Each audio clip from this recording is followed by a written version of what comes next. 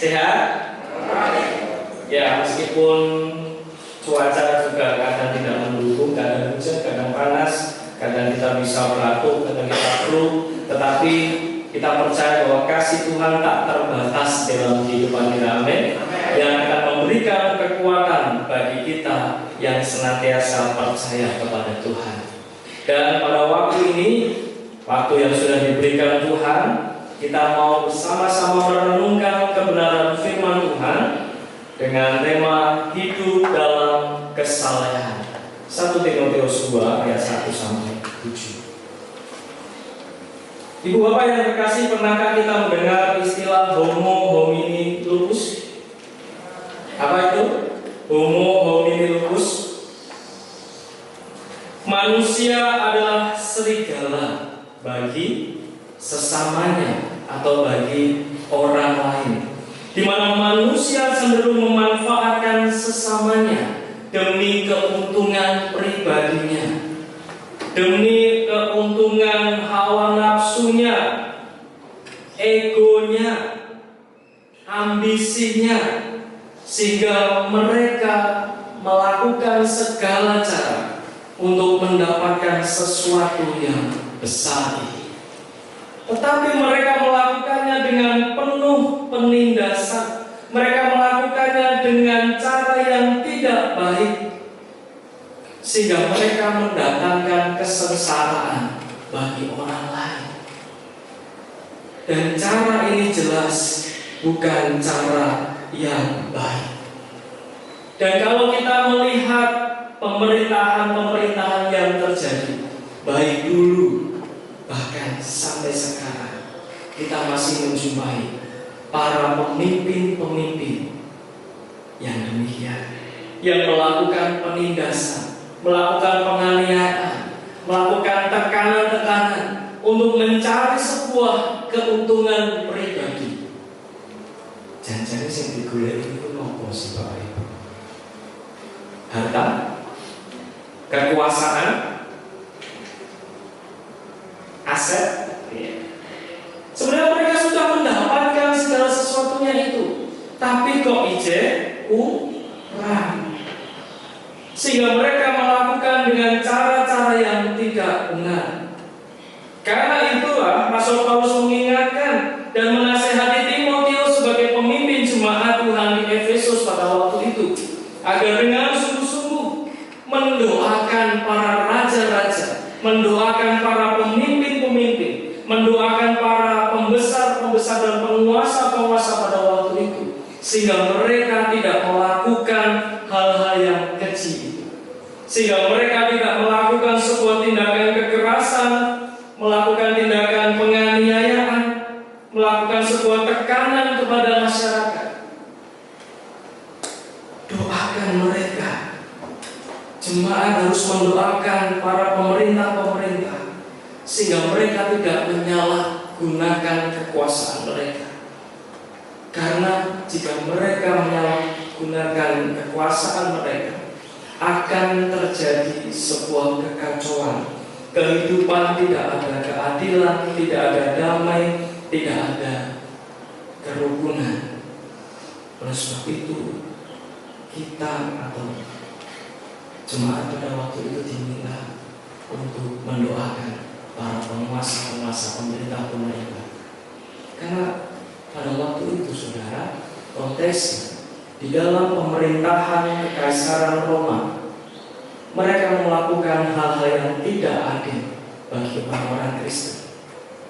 Mereka menganiaya orang-orang Kristen, mereka menindas, bahkan yang sadis, mereka tidak segan untuk membunuh, menyembelih orang-orang di hadapan banyak orang, bahkan diberikan kepada binatang buas. Sebuah tindakan yang keji yang dilakukan pemerintahan pada waktu itu. Tetapi Rasul Paulus memberikan pesan kepada Timotius, doakan orang-orang yang seperti itu. Kalau saat itu jenengan yang diminta untuk mendoakan orang-orang bengis seperti itu, pertama kali yang jenengan pikirkan apa? Muanas aku anggunakan ngomong ngono. Mereka itu jahat, kenapa aku harus mendoakan mereka? Mereka sudah membunuh keluargaku, mereka sudah menganiaya keluargaku. Apa aku bisa mengampuni mereka? Iku enak dibunuh mereka. Kadang-kadang yang enak mau ngati gitu ya. Kita tersakiti karena perkataan aja. Tergores sedikit luka di sini saya ya. Itu aja untuk mengampuni itu sulitnya minta ampun, apalagi mendoakan dia. Dan inilah yang terjadi pada waktu itu. Orang-orang Kristen diminta untuk doakan mereka. Kenapa aku harus doakan? Mereka itu jahat loh. Kalau kita juga melihat contoh penindasan yang terjadi di zamannya Nabi Amos. Nabi Amos sudah memberikan peringatan kepada bangsa Israel. Pada waktu itu mereka, bangsa Israel, mengalami sebuah masa kejayaan. Mereka berlimpah secara harta, tetapi mengalami kebobrokan di dalam iman. Kenapa saya katakan itu? Karena mereka menindas bangsanya sendiri, mereka menindas rakyatnya sendiri dengan mengambil sebuah keuntungan yang besar kepada bangsa Israel atau rakyatnya, dan diberikan sebuah peringatan kepada Amos. Amos berkata, aku ini hanya seorang peternak, aku bukan siapa-siapa, tapi Tuhan mengutusku untuk mewartakan ini kepada para pemimpin bangsa Israel pada waktu itu, yang melakukan tindak kekerasan, memeras, mengambil sebuah keuntungan yang besar untuk rakyatnya. Kau akan mendapatkan murka Tuhan loh, mereka nggak bertobat.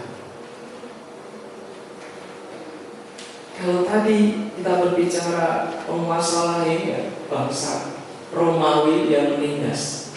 Kalau dulu dalam kitab Amos diceritakan bangsa Israel sendiri yang melakukan penindasan untuk rakyatnya, dan hari itu sudah terjadi. Dan mungkin kalau kita melihat fenomena-fenomena saat ini, Bapak Saudara, banyak sekali para koruptor yang sudah tertangkap. Menteri Pendidikan yang kelihatan wajahnya sangat polos gitu. Menteri Pendidikan yang sudah katanya punya usaha yang banyak sekali, tapi tertangkap korupsi. Kurang apa berkatnya? Sehingga harus mengambil hak rakyat. Dan tidak hanya satu, tapi banyak orang yang melakukan kebijakan-kebijakan yang tidak baik, yang tidak berkenan di hadapan Tuhan. Bahkan mereka sebenarnya sudah janji atau disumpah ya, sumpah jabatan dan sebagainya di hadapan banyak orang dan di hadapan Tuhan. Mereka berani mengingkari janji, dan pasti kita tahu suatu saat nanti akan ada hukuman, akan ada peringatan dari Tuhan. Kelihatannya saat ini kalau kita lihat keamanan lain, kita lihat dulu guys. Mungkin di dalam pergumulan kita saat bekerja. Kemarin saya mendapatkan sharing dari kisah dari Pak Adia waktu di Komplit. Sebenarnya beliau bisa mendapatkan keuntungan besar. Mungkin pulang-pulang karena apa itu Pak? Mobil putihnya bisa jadi Fortuner gitu. Karena ada kecurangan dari pihak sana ya Pak, untuk memberikan sesuatu hal yang menggiurkan untuk Pak Adia nanti. Tetapi karena dia punya iman yang kuat, aku jadi lucu, aku enggak anak, aku kita berikan tanggung jawab, sehingga aku tidak mau main-main. Ini salah satu bukti untuk kita tetap kuat di dalam iman kita, sehingga kita tidak melakukan kecurangan, kita tidak melakukan penindasan. Oleh sebab itu kita mau mendoakan para penguasa, pemerintah yang melakukan hal-hal yang tidak berkenan di hadapan Tuhan, sehingga mereka mendapatkan pengampunan kepada Tuhan, dari Tuhan. Rela enggak mereka mendapatkan pengampunan dari Tuhan? Mereka sudah menyakitimu loh, Mereka sudah membuat keluarga mati. Nah, itulah perintah yang harus kita lakukan. Karena inilah bukti bahwa kita ini anak-anak Tuhan. Lakukanlah. Ya, tidak hanya kita taat di dalam beribadah, saudara. Tidak hanya kita taat di dalam pelayanan. Tidak hanya kita taat membaca firman Tuhan setiap hari, doa syafaat setiap malam, tetapi perlu ditunjukkan sebuah bukti. Oleh sebab itu, dengan bertumbuh di dalam Tuhan, kita mau hidup di dalam kesalehan. Tidak hanya saat di dalam gereja saja kita menjadi orang-orang yang saleh. Tidak hanya saat berada di gereja kita menjadi orang-orang yang suci, tetapi saat kita berada di luar, di dalam lingkungan, di dalam masyarakat, kita juga mau tunjukkan bahwa kita ini anak-anak Tuhan. Kita hidup di dalam kesalehan. Amin. Ya, kelihatannya yang mudah untuk disampaikan, tapi PR-nya adalah seterusnya di dalam kehidupan kita. Sejak kita mendengar firman Tuhan ini, karena kalau kita berbicara tentang kesalehan, saudara, tidak cukup untuk kita kata dengan firman Tuhan ini. Tapi salah satu yang sudah mengasihi saudara-saudara kita, bahkan yang menindas kita sekalipun. Kalau kita mendapatkan sebuah pertanyaan, sudahkah kita mendoakan para pemimpin-pemimpin kita? Sudahkah kita mendoakan pejabat kita? Sudahkah kita mendoakan presiden kita, pemerintah-pemerintah kita? Tentunya sudah. Di dalam setiap ibadah minggu, kita juga sampaikan untuk bangsa ini, untuk para pemimpin-pemimpin bangsa ini, sehingga mereka melakukan tugasnya dengan baik, sehingga mereka dapat memimpin kita dengan kebijakan-kebijakan yang baik. Saudara, saya mau katakan kita ini sungguh bersyukur bisa beribadah dengan damai di tempat ini. Kasus yang terjadi yang dekat-dekat ini adalah gitu, tidak boleh membuat perizinan membangun gereja ditolak. Di Solo karena ada perizinannya tidak boleh, dan hal itu terulang kembali dan terjadi memang di negara kita Indonesia ini. Dan saya mau katakan kita ini bersyukur bisa beribadah dengan baik. Kita baik dengan tetangga kita, kita baik dengan masyarakat kita, dan kita bisa beribadah dengan tenang. Itu semuanya karena kemurahan Tuhan. Dan saya sangat bersyukur kita bisa memanfaatkan hal ini dengan baik. Kita bisa datang beribadah tepat waktu, amin. Kita pulang juga tepat waktu. Dulu saya pulang mulai saya masuk dari karena apa? Di awal kita mendapatkan berkat, saudara. Di akhir kita juga akan mendapatkan berkat. Maka manfaatkan itu sebaik-baiknya. Sayang kalau kita datang beribadah itu telat. Benar apa benar? Kita harus persiapkan diri kita sebaik-baiknya untuk menerima berkat Tuhan. Ini loh tempat yang tepat, ini loh waktu yang baik, lokasi kita sudah baik, kita bisa diberi kemudahan. Tidak ada penindasan di luar sana. Tidak ada orang-orang yang sudah menunggu di pintu sana untuk menghajar kita loh. Maka gunakan waktu itu dengan baik. Kalau ibadahnya 7:30 sampai gereja jam 8. Saudara, ini berbicara tentang kedisiplinan kita. Kalau engkau mengasihi Tuhan, relakah Tuhan menunggumu? Engkau yang menunggu Tuhan atau Tuhan yang harus menunggumu? Pertanyaannya itu. Kalau engkau rela untuk hendaknya Tuhan lukas, dan ini Tuhan lukas, durung balik bagus, tala-tala sitek lah popor. Tapi saudara, kalau sekali lagi kalau engkau mengasihi Tuhan, maka gunakan waktu yang diberikan Tuhan. untuk datang dengan kesungguhan hati. Ini kesempatan kita. Dan kita sungguh bersyukur kita tidak merasakan sebuah hal yang mengerikan pada waktu itu, baik di zamannya Timotius ataupun di zamannya Amos pada waktu itu. Mereka mengalami sebuah penindasan.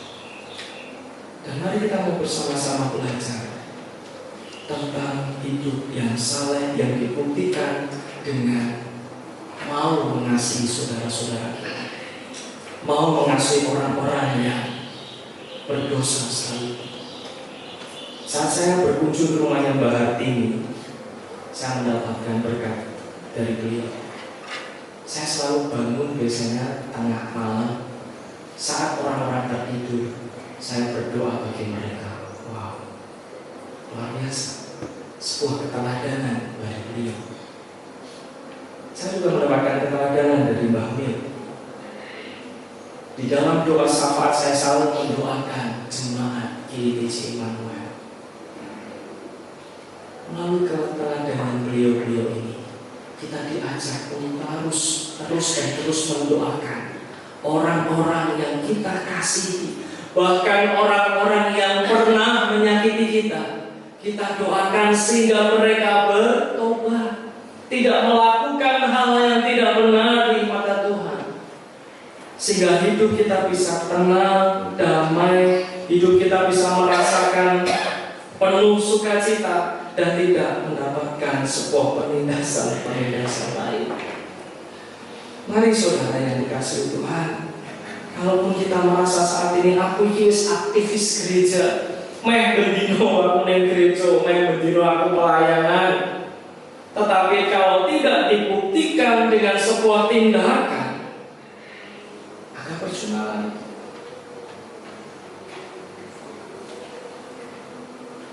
Mari kita melakukan hal ini dengan baik.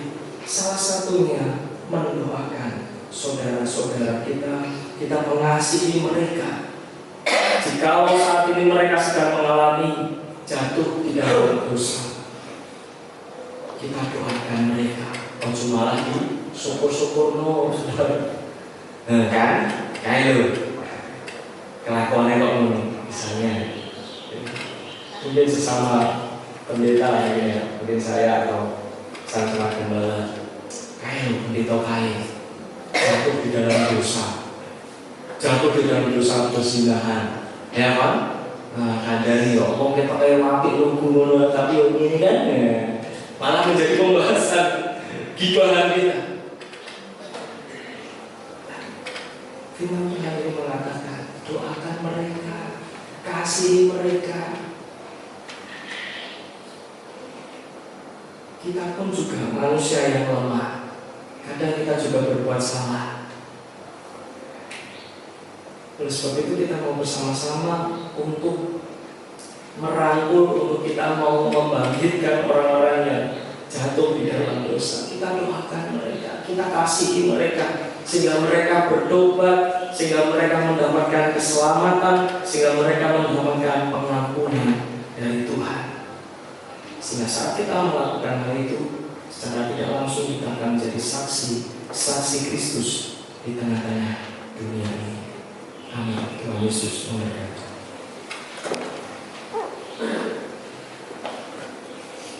Terima kasih Tuhan buat firman.